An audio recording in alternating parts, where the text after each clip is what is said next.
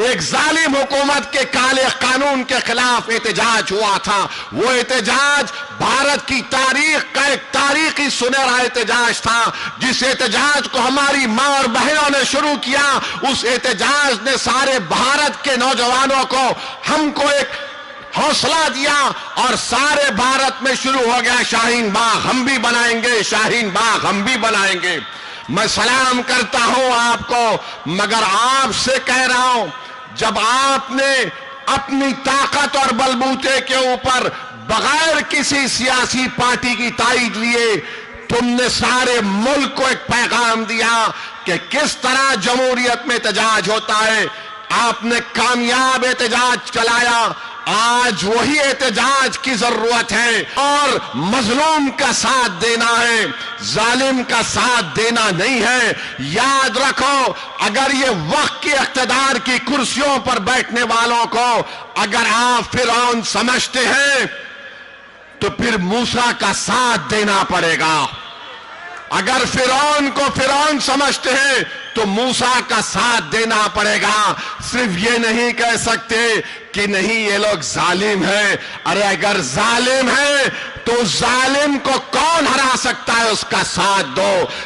अगर इन यजीदियों को हराना है तो आपको हुसैनी लश्कर के परचम को लहराना पड़ेगा।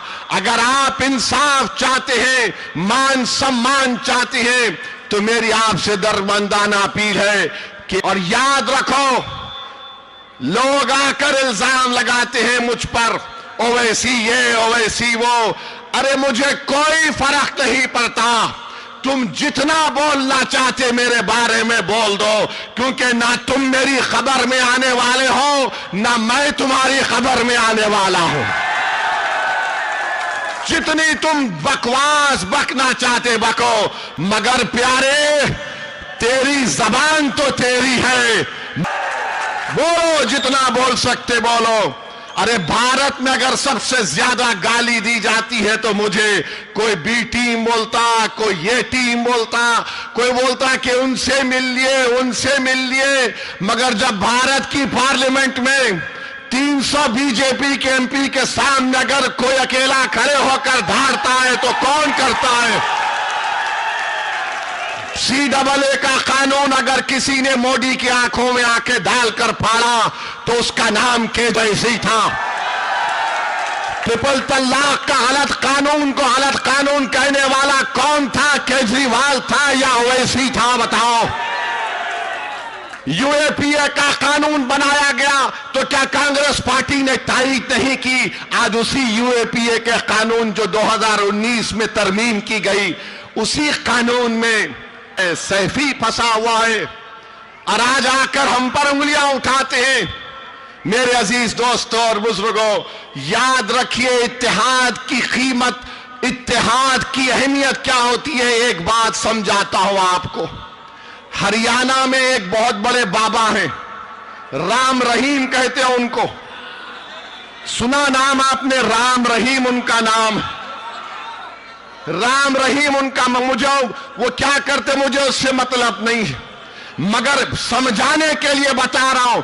वो बाबा राम रहीम के पीछे उनके लाखों चाहने वाले हैं। जब कभी चुनाव आता, राम रहीम को पेरोल पे छोड़ दिया जाता और हम इतनी बड़ी तादाद में हैं, हम भीख मांग रहे 5 साल। तुम में ताकत है मगर तुमको एहसास नहीं है। राम रहीम के पीछे उसके चाहने वाले लाखों, शायद 10-15 लाख होंगे और उन 10-15 लाख के लिए हर बार उनको छोड़ा जाता है। सोचो तुम्हारी ताकत क्या है, तो सोचो तुम्हारी अहमियत क्या है। यही बात जब मैं कहता हूं तो कल से आप देखेंगे ओवैसी फिर से भड़काऊ भाषण दिया। मैं सच्चाई को बयान कर रहा हूं। आज अखबार में पढ़ा कि बाबा राम रहीम को पेरोल पे छोड़ दिया गया है, कोर्ट ने उनको सजा दी है।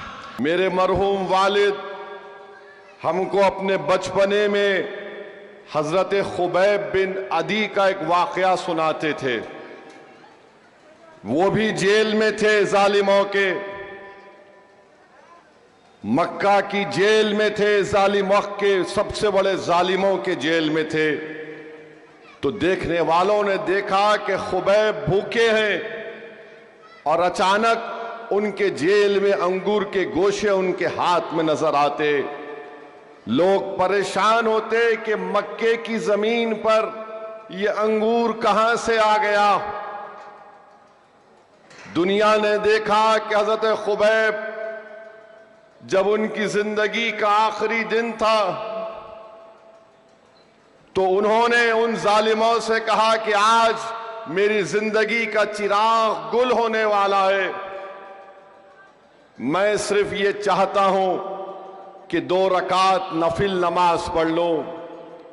नमाज अदा की, जरा लंबी नमाज हो गई और नमाज के बाद जालिमों से कहा कि तुम ये समझ तो नहीं रहे होगे कि मैंने अपनी नमाज लंबी कर दी मौत के डर से नहीं, मैं सिर्फ अल्लाह का शुक्र अदा करने के लिए अल्लाह के आगे अफसर बसजूद हो गया। और जो लोग किसी को भी सत्ता में रहकर किसी हिंदू को, मुसलमान को, सिख को, दलित को जेल में डालते हैं, मेरा मानना यह है कि जो जेल में मजलूम होता है, अगर वो हाथ उठाकर अल्लाह से दुआ कर दे कि या अल्लाह जिन जालिमों ने मुझे जेल में डाला तो उनका हिसाब कर ले, तो अल्लाह उनकी दुआ को कबूल करता है। अल्लाह रब्बे कायनात है, रब्बुल आलमीन है। हजरत खुबैब ने भी दुआ की कि अल्लाह तू देख ले उन लोगों को जिन्होंने मुझ पर जुल्म किया है, तू किसी एक को भी ना छोड़। तो तारीख गवाह है कि जिन्होंने हजरत खुबैब पर जुल्म किया था, कुदरत ने खुबैब की तरफ से उनसे इंसाफ कर दिया। आका की नगरी का जिक्र कर रहे थे तो हजरत खुबैब ने दुआ की, अल्लाह मेरे आका तक मेरा सलाम पहुंचा देना कि खुबैब जा रहा है, मदीने में कमली वाला बैठा हुआ है, और कहा कि वालेकुम अस्सलाम खुबैब। वो अपनी जिंदगी के आखिरी लम्हे में है और कहते हैं कि आका मेरा, अल्लाह मेरा पैगाम मोहम्मद सल्लल्लाहु अलैहि वसल्लम को पहुंचा देना, मेरा सलाम मुस्तफा को पहुंचा देना। तो मुस्तफा मदीने में बैठकर फरमा रहे वालेकुम सलाम खुबैब। तो बचो, मजलूमों को जो जेल में डालते हैं उनकी जबान से निकला हुआ एक एक लफ्ज अल्लाह उसको कबूल करने वाला है। और मुझे पूरा यकीन है कि जो गैर जरूरी जिनको जेल में डालकर सड़ाया जा रहा है, इंसाफ जरूर करेगी भारत की अदालत, मगर वो इंसाफ और रब्बे करीम के इंसाफ के लिए भी तुम तैयार रहना। जो 5-5 साल 6-6 साल जिन लोगों को अपने परिवार से दूर रखकर उनको तकलीफ दे रहे हैं, अरे तुम आज सत्ता में हो, कल नहीं रहोगे इंशाअल्लाह ताला। तुम आज बड़े बड़े महलों में जिंदगी गुजार रहे हो, यही दिल्ली है, यहां पर बहुत बड़े खंडेर नजर आते हैं, और वो खंडेर को अगर अल्लाह जबान देगा तो पुकार कर कहेगा कि कभी यहां पर बादशाह रहता था, कभी यहां पर बड़ा जिम्मेदार आदमी रहता था जिसके पास इतने सिपाही थे। मगर कुदरत का निजाम यही है कि जो जुल्म करेगा वो वीरान होगा, जो इंसाफ करेगा वो सुबह क़यामत तक आबाद रहेगा। तो मेरे अजीज दोस्तों और बुजुर्गों, नौजवानों, इन जालिमों की बातों की फिक्र मत करो जो कह रहे हैं कि नहीं नहीं, ये आपको फैसला करना है।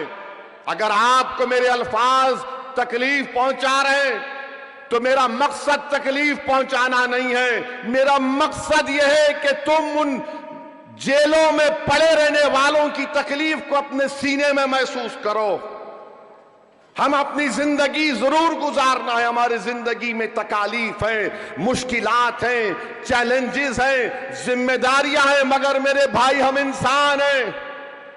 याद रखो, इंसान मुकम्मल वो जब होता है जब वो किसी दूसरे की तकलीफ को अपने सीने में महसूस करे, वही कामिल इंसान होता है। तो ये इलेक्शन है जरूर, मगर ये हमारा इम्तिहान भी है कि क्या हम अपने वोट के जरिए इंसाफ को कामयाब करेंगे, क्या हम वोट के जरिए सच्चाई को कामयाब करेंगे या झूठ को कामयाब करेंगे। फैसला आपको करना है। और ये बार बार ये तमाम लोग आकर कहते हैं बीजेपी आ जाएगी, बीजेपी आ जाएगी। मेरी इस बात को याद रखो, बीजेपी अगर 3 बार भारत में पार्लियामेंट का इलेक्शन जीती है तो असदुद्दीन ओवैसी इम्तियाज जलील की वजह से नहीं जीती। अगर मोदी 280 से लेकर 306 से लेकर अब 240 एमपी आए हैं तो मेरी वजह से नहीं आए, जीत रहा है मोदी। मोदी अगर जीत रहा है तो अखिलेश की वजह से जीत रहा है।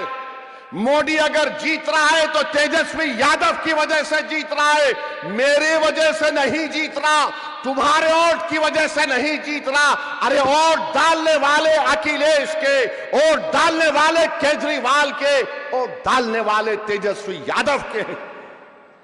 तुम कब तक इन जालिमों के कूली, इनके नौकर बन के जिंदगी गुजारोगे?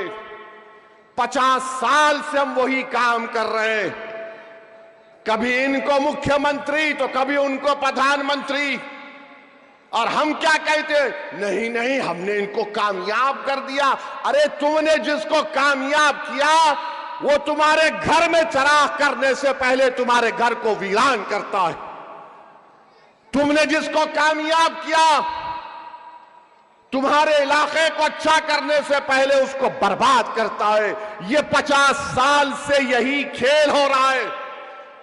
मेरी जिंदगी कब तक है वो अल्लाह जानता है, मगर याद रखो, तुम अपने हाथों से अपने घर को नहीं बनाओगे। कोई मोदी को अकेले आकर तुम्हारे घर में चिराग नहीं करेगा। चिराग तुमको जलाना है ताकि उसकी रोशनी से आने वाली नस्लों को इंसाफ मिल सके। वो चिराग क्या है? वो चिराग तुम्हारी सियासी आवाज है। तो मेरे अजीज दोस्तों और बुजुर्गों, अपने वोट का सही इस्तेमाल करो। तुम यहां पर आकर मेरे भाषण को, तकरीर को सुनकर बड़े खुश होकर चले जाते हो और फिर उसके बाद कल सुबह में शैतान और उसके एजेंट आकर अपना काम शुरू कर देंगे। वो बोलेंगे अरे नहीं, उसका भाषण जज्बाती होता है। तुम हकीकत को सामने रखो। अरे कौन सी हकीकत को सामने रखें बताओ?